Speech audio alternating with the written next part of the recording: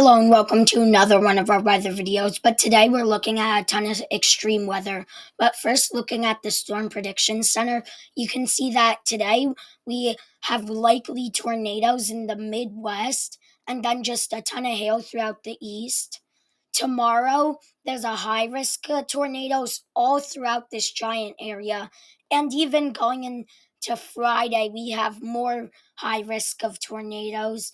And this just doesn't give up. We're on Saturday and Sunday. It's really bad over Oklahoma. For the first time in a long while, looking at the National Weather Service, you can see that we have a ton of severe weather over here in the mid-Atlantic, especially where I am with a flash flood warning, so I'm probably cooked.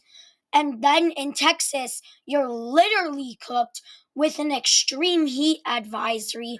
And looking at the temperature, it gets up to 107 degrees in the afternoon in Texas, and then just a ton of warm temperatures all throughout the East Coast. Quickly, before checking out the radar, if we check out the precipitations, you can see that for snow forecast, we're looking at up to 21 inches of snow throughout the northern Rockies, and then up to a foot in the southern Rockies.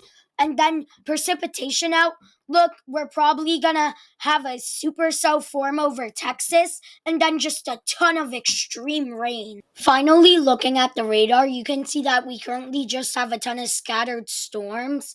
And then having the radar play out, the storms get pretty intense over the Midwest, bringing in a ton of rain all across the US, starting to spin by Friday and getting bad again over Ohio. And then it just doesn't give up.